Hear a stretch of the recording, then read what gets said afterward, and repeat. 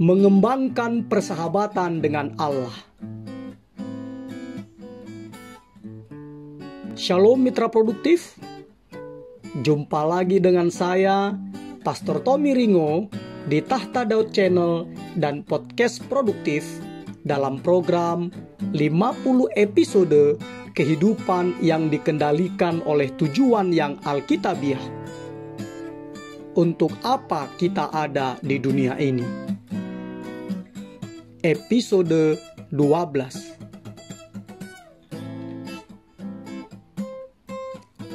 Sebelum kita belajar bersama dan memulai perjalanan rohani yang mengasihkan ini, mari kita memperkatakan dan merenungkan firman Allah yang tertulis dalam kitab Amsal 3 ayat 32, terjemahan New Living Translation yang berkata, Dia menawarkan persahabatannya kepada orang yang saleh. Juga firman Allah yang tertulis dalam surat Yakobus 4 ayat 8a yang berkata, Mendekatlah kepada Allah dan Ia akan mendekat kepadamu.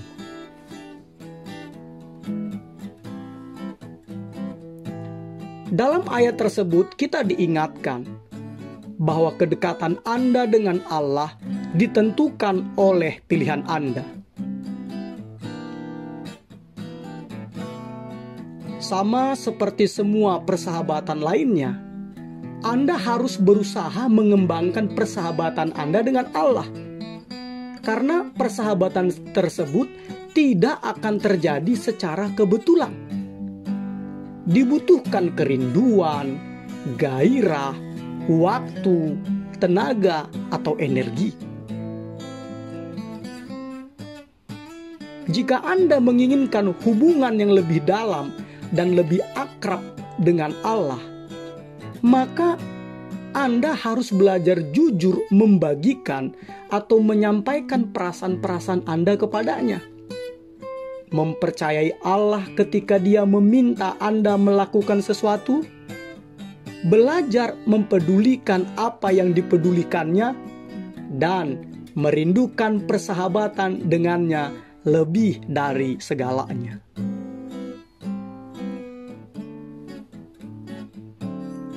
Mitra produktif, dalam episode sebelumnya kita sudah belajar bersama 2 rahasia dari 6 rahasia membangun persahabatan yang karib dengan Allah.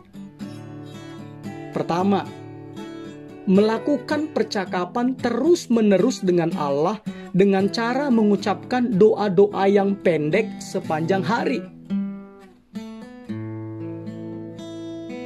Kedua, melakukan meditasi terus-menerus, yaitu dengan cara memikirkan, merenungkan firman Allah yang kita baca atau yang kita hafal terus-menerus sepanjang hari. Nah, episode kali ini kita akan belajar bersama 4 rahasia lagi bagaimana membangun persahabatan yang karib dengan Allah.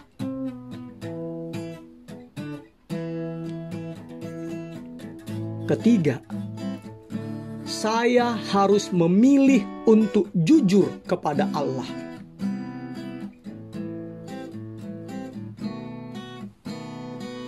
Pondasi utama untuk membangun persahabatan yang lebih akrab dengan Allah adalah kejujuran, baik tentang kesalahan-kesalahan Anda maupun mengenai perasaan-perasaan Anda. Tidak ada seorang pun dari sahabat-sahabat Allah di dalam Alkitab yang luput dari kesalahan. Semuanya melakukan kesalahan. Namun luar biasanya, sahabat-sahabat Allah tersebut jujur mengungkapkan perasaan mereka. Mereka seringkali mengeluh, mengkritik, menuduh, bahkan berbantah atau berargumentasi dengan pencipta mereka. Meskipun demikian, Allah tampaknya tidak terganggu oleh keterbukaan mereka. Bahkan Allah mendorong hal itu. Contohnya, Allah memberikan kesempatan kepada Abraham untuk bertanya dan menantangnya tentang penghancuran kota Sodom. Abraham mendesak Allah tentang apa syarat yang diperlukan untuk menyelamatkan kota itu. Bernegosiasi dengan Allah, mulai dari 50 orang benar sampai hanya 10 orang benar.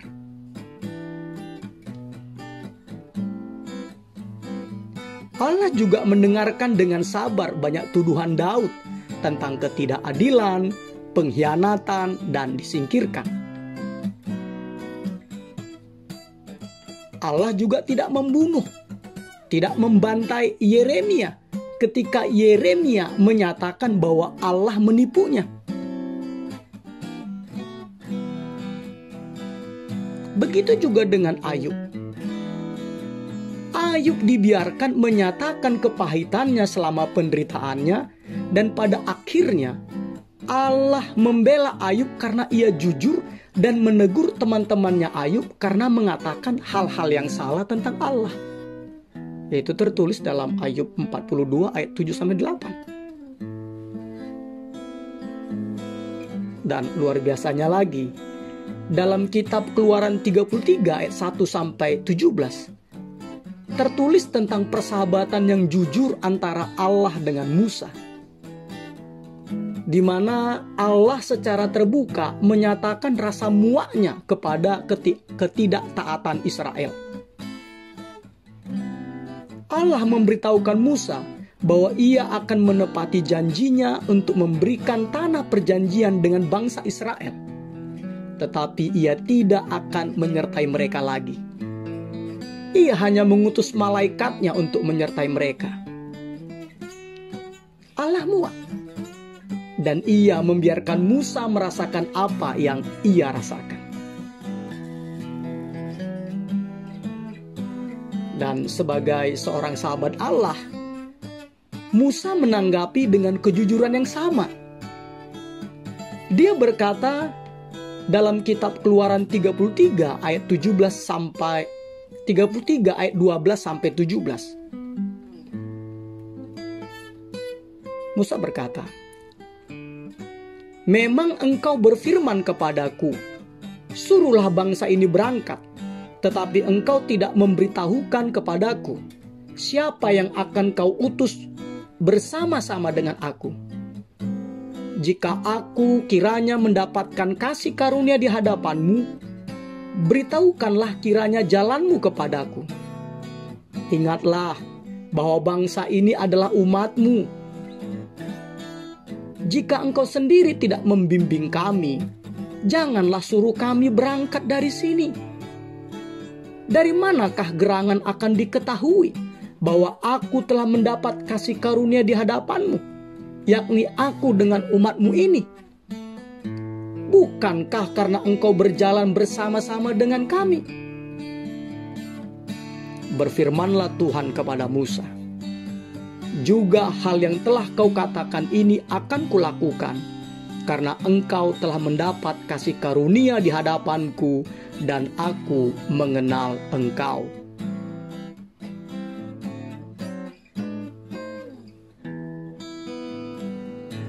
Bisakah Allah menerima kejujuran yang begitu terbuka dari Anda? Seharusnya tentu saja bisa. Karena memang persahabatan sejati itu dibangun atas dasar keterbukaan. Mitra produktif,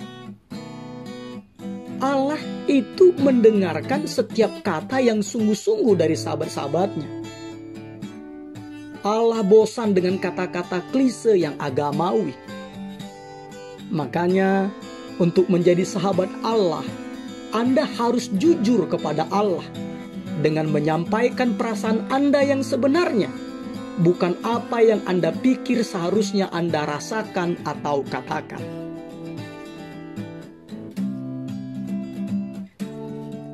Anda perlu mengakui kemarahan dan kepahitan yang tersembunyi Anda kepada Allah dalam bidang-bidang tertentu dalam kehidupan Anda, di mana Anda merasa diperdaya atau dikecewakan. Karena sebelum kita cukup dewasa untuk memahami bahwa Allah memakai segala sesuatu untuk mendatangkan kebaikan dalam hidup kita,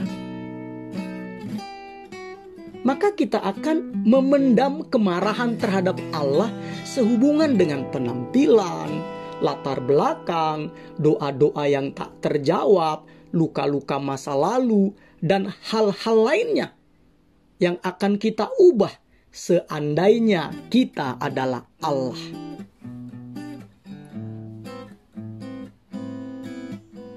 Kepahitan merupakan penghalang terbesar terhadap persahabatan dengan Allah. Contohnya mungkin kita ngomong seperti ini. Untuk apa aku mau menjadi sahabat Allah kalau Ia membiarkanku mengalami semuanya ini? Jawabannya adalah menyadari bahwa Allah selalu bertindak demi kepentingan Anda, sekalipun tindakan tersebut menyakitkan dan tidak Anda pahami. Melepaskan kemarahan dan menyatakan perasaan Anda kepada Allah adalah langkah pertama untuk penyembuhan. Seperti yang dilakukan oleh begitu banyak orang di dalam Alkitab. Beritahukanlah kepada Allah secara terbuka dan terperinci bagaimana perasaan Anda sesungguhnya. Itu bisa kita lihat dari Ayub 7 ayat 17-21. Bani Asaf Mazmur 83 ayat 14-19. Yeremia 20 ayat 7. Dan juga Rut 1 ayat 20. Untuk mengajari kita tentang kejujuran yang terbuka, puji Tuhannya Allah memberi kita kitab Mazmur, yaitu buku panduan penyembahan, penuh dengan jeritan, kemarahan, kebimbangan, kejengkelan, ketakutan, kepahitan, dan penderitaan yang dalam.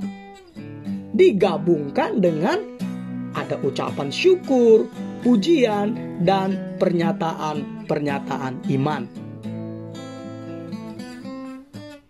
Semua emosi yang ada dibukukan dalam kitab Mazmur. Ketika Anda membaca pengakuan yang emosional dari Daud dan orang lain, maka saudara akan menyadari bahwa seperti itulah yang Allah inginkan dari Anda dalam menyembah Dia. Yaitu apa? Tidak ada perasaan yang disembunyikan. Anda juga bisa berdoa seperti Daud. Dalam Mazmur 142 ayat 3-4a yang berkata, Aku mencurahkan keluhanku ke hadapannya. Kesesakanku ku beritahukan ke hadapannya. Ketika semangatku lemah lesu di dalam diriku.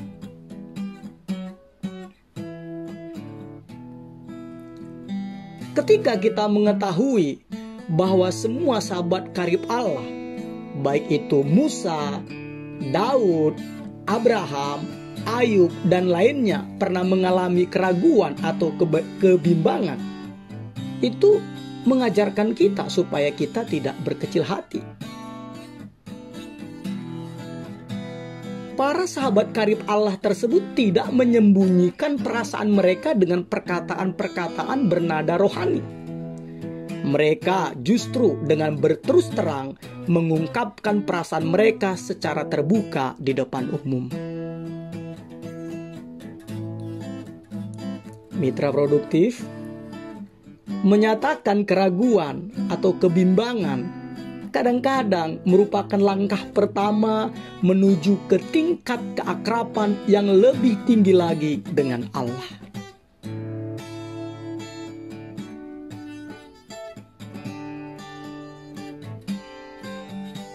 Keempat, saya harus memilih untuk mentaati Allah dengan iman.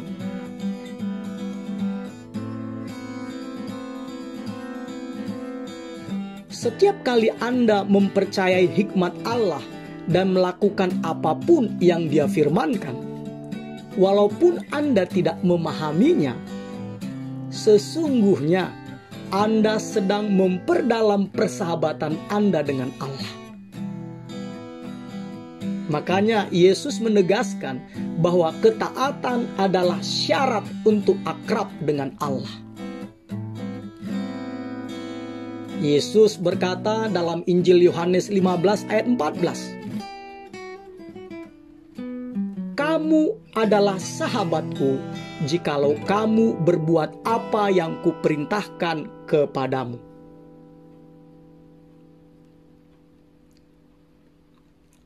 Dalam episode sebelumnya, saya mengungkapkan bahwa kata yang Yesus gunakan ketika Dia menyebut kita sahabat dapat berarti sahabat raja dalam suatu istana kerajaan. Namun, walaupun sahabat-sahabat dekat ini memiliki hak-hak istimewa, mereka harus tetap tunduk pada raja dan harus mentaati perintah-perintahnya. Puji Tuhan, kita adalah sahabat-sahabat Allah. Tetapi kita tidaklah sederajat dengannya. Dia adalah pemimpin kita yang penuh kasih, dan kita mengikuti Dia.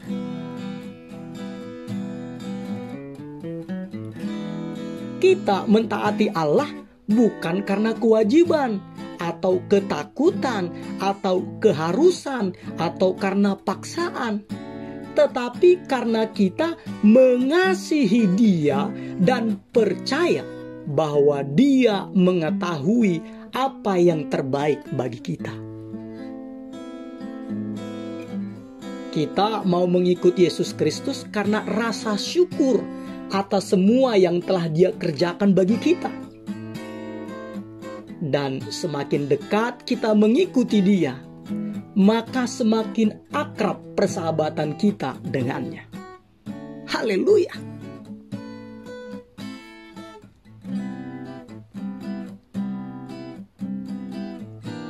Namun sayangnya, orang-orang yang belum percaya kepada Yesus Kristus seringkali mengira bahwa orang-orang Kristen itu taat karena keharusan, atau karena rasa bersalah, atau karena takut dihukum.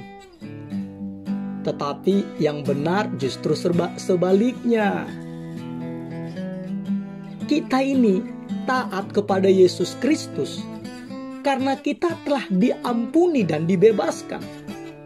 Kita taat karena kasih, dan ketaatan kita mendatangkan sukacita besar. Yesus berkata dalam Injil Yohanes 15 ayat 9-11. Seperti Bapa telah mengasihi aku, demikianlah juga aku telah mengasihi kamu. Tinggallah di dalam kasihku itu. Jikalau kamu menuruti perintahku, kamu akan tinggal di dalam kasihku. Seperti aku menuruti perintah Bapakku dan tinggal di dalam kasihnya. Semuanya itu kukatakan kepadamu, supaya sukacitaku ada di dalam kamu, dan sukacitamu menjadi penuh.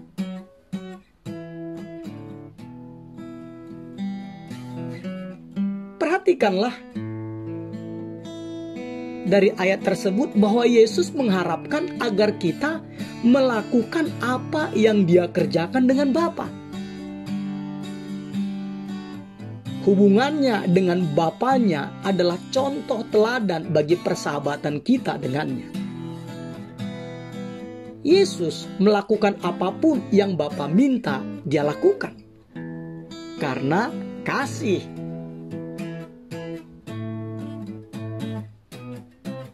Mitra produktif, persahabatan sejati tidak bersifat pasif. persahabatan sejati itu bertindak. Makanya Yesus meminta kita untuk mengasihi sesama kita, membantu mereka yang miskin, berbagi apa yang kita miliki dengan orang lain, menolong orang-orang yang membutuhkan, menjaga hidup kita tetap kudus, memberikan pengampunan dan membawa orang lain kepada Yesus. Hanya kasihlah yang memotivasi kita untuk segera mentaati Allah, bukan yang lain.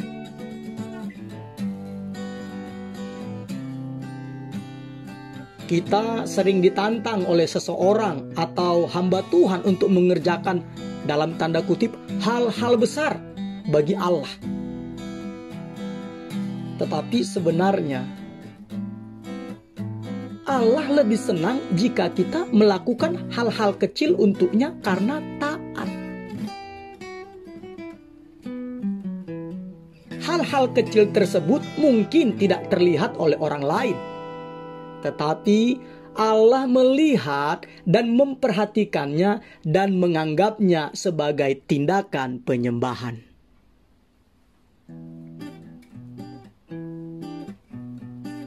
Kesempatan besar mungkin datang sekali seumur hidup.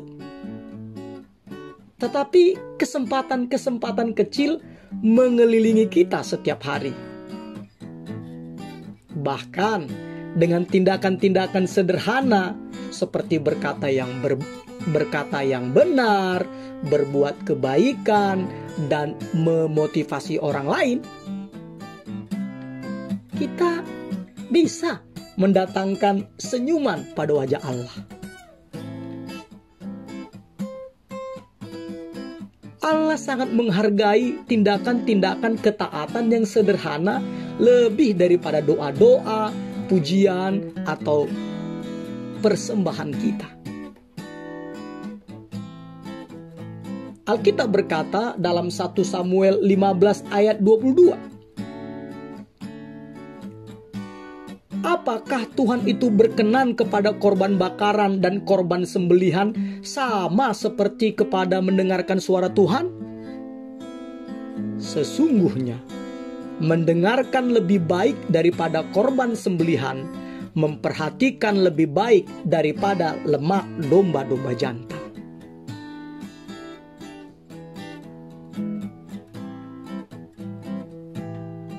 Kelima, saya harus memilih untuk menghargai apa yang Allah hargai.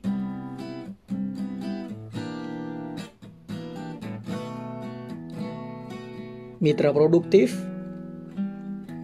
inilah yang dilakukan oleh seorang sahabat, yaitu peduli dan menghargai apa yang sahabatnya anggap penting. Semakin Anda dekat menjadi sahabat karib Allah, maka semakin besar Anda peduli tentang hal-hal yang Allah pedulikan, bersedih atas hal-hal yang membuat Allah bersedih, dan bersuka cita atas hal-hal yang mendatangkan kesenangan bagi Dia.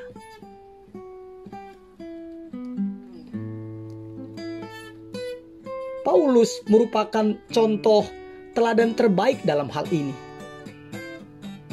di mana agendanya Allah adalah agendanya Paulus, dan gairah Allah menjadi gairahnya.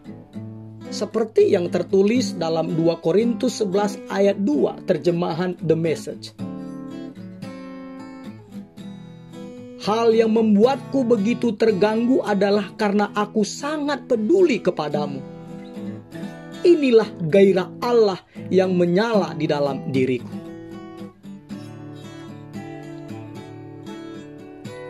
Daud juga merasakan hal yang sama, seperti yang tertulis dalam Mazmur 69 ayat 10 terjemahan New Living Translation. Daud berkata, gairah untuk rumahmu menyala di dalam diriku, sehingga mereka yang menghinamu adalah menghinaku.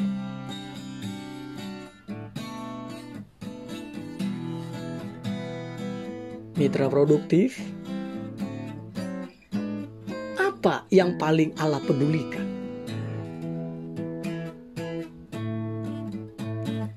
Allah yang paling pedulikan itu adalah penebusan umatnya. Allah ingin agar semua anaknya yang terhilang ditemukan. Inilah satu-satunya alasan mengapa Allah menjadi manusia dan dinama Yesus dan datang ke dunia ini. Makanya Anda harus memberitakan kabar baik ini kepada orang lain. Anda harus memperdulikan semua orang di sekitar Anda. Karena apa? Karena Allah mempedulikan mereka, bahkan rela mati untuk mereka. Dan sebagai sahabat-sahabat karib Allah, Anda pasti bangga dan senang memberitahukannya kepada teman-teman Anda tentang Allah.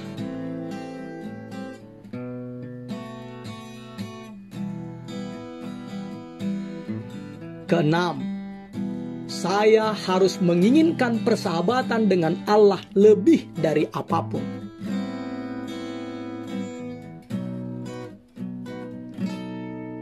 Kitab Mazmur dipenuhi dengan contoh-contoh tentang kerinduan ini.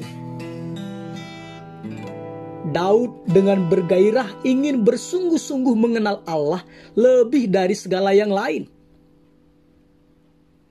Daud menggunakan kata-kata seperti merindukan, menginginkan, haus, dan lapar.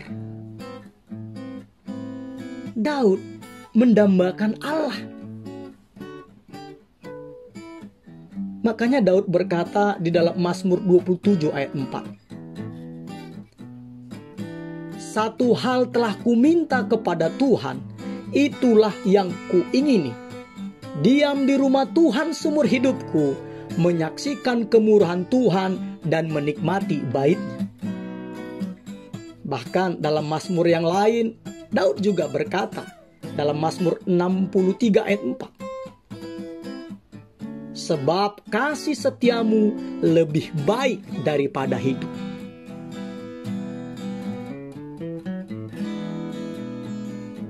Begitu juga dengan Yakub.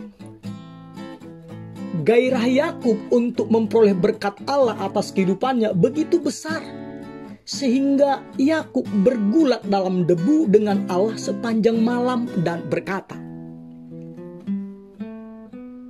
Aku tidak akan membiarkan engkau pergi jika engkau tidak memberkati aku. Kejadian 32 ayat 26.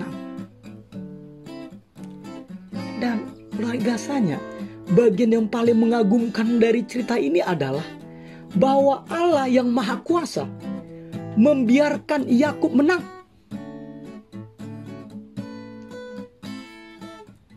Mitra produktif, Allah tidak tersinggung bila kita bergumul atau bergulat dengannya. Karena bergulat atau bergumul itu menyebabkan kontak pribadi dan membawa kita dekat kepadanya. Dan bergumul atau bergulat juga merupakan kegiatan yang bergairah. Dan Allah senang bila kita bergairah karena Dia.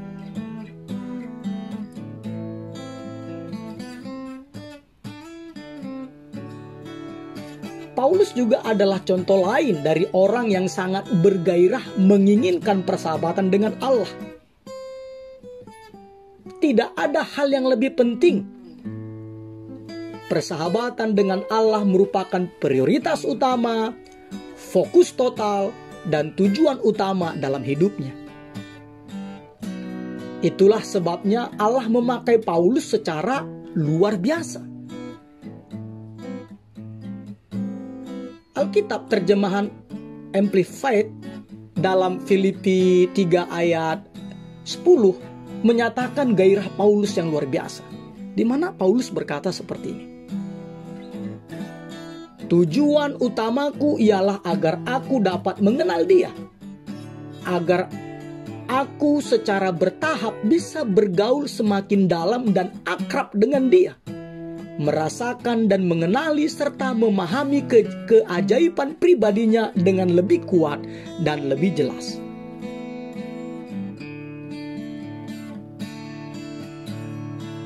Mitra produktif, kebenarannya adalah kedekatan Anda dengan Allah bergantung pada pilihan Anda. Sekali lagi saya katakan, kedekatan Anda dengan Allah bergantung pada pilihan Anda. Persahabatan yang akrab dengan Allah adalah suatu pilihan, bukan kebetulan. Anda harus dengan sadar mengupayakannya. Apakah Anda benar-benar menginginkannya lebih dari apapun? Seberapa berharganya persahabatan dengan Allah itu bagi Anda? Apakah untuk persahabatan itu Anda bersedia melepaskan hal-hal lain? Apakah untuk itu Anda mau berusaha mengembangkan kebiasaan dan keterampilan yang dituntutnya?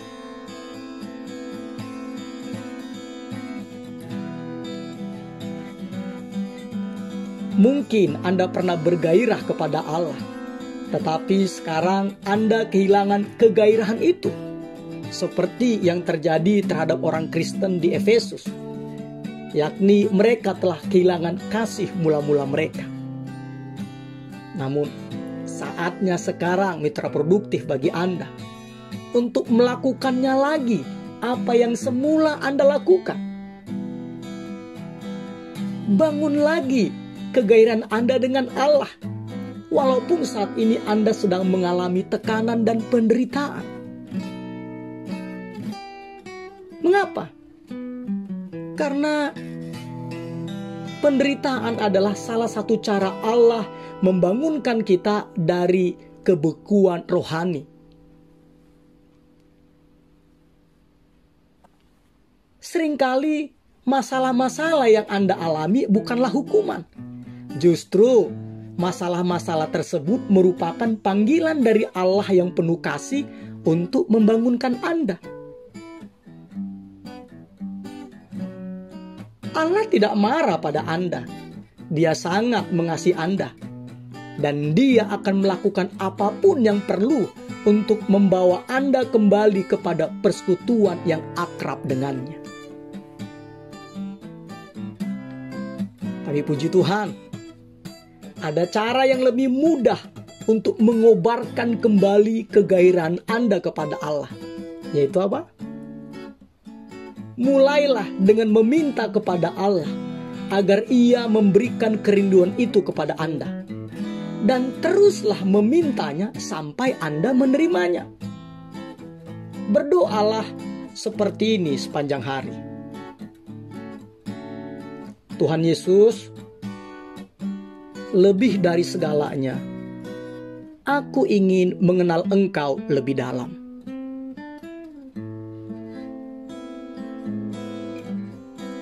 Allah berfirman dalam kitab Yeremia 29 ayat 13-14.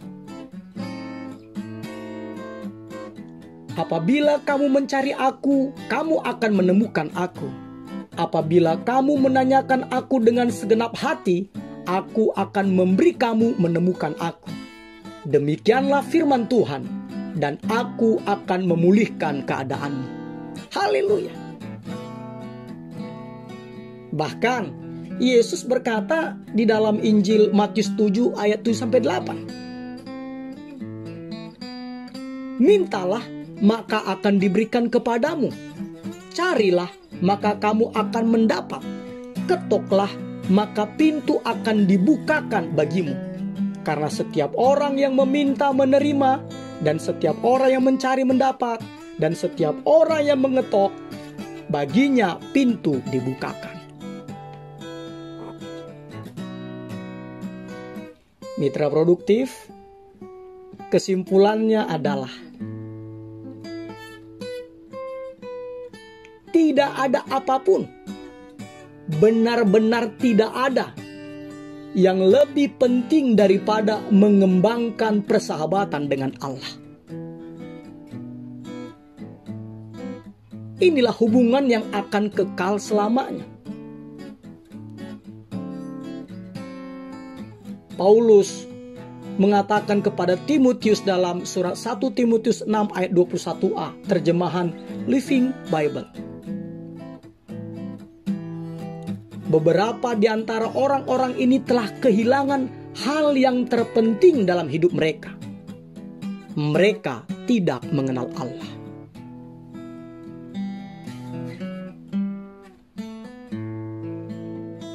Apakah Anda telah kehilangan hal yang terpenting dalam hidup? Anda dapat memulainya sekarang. Ingatlah bahwa itu adalah pilihan Anda. Kedekatan Anda dengan Allah bergantung pada pilihan Anda. Sekali lagi saya katakan, kedekatan Anda dengan Allah bergantung pada pilihan Anda.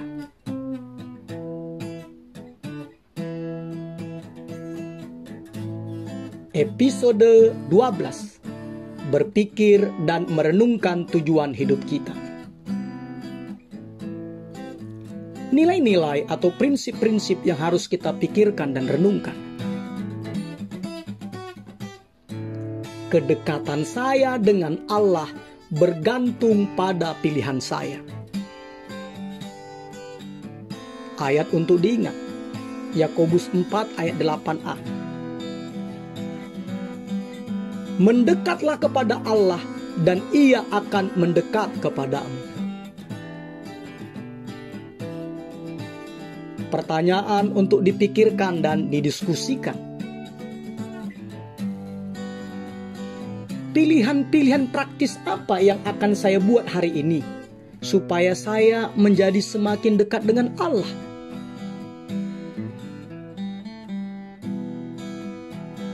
Immanuel, Allah menyertai kita mitra produktif. Haleluya. Amin.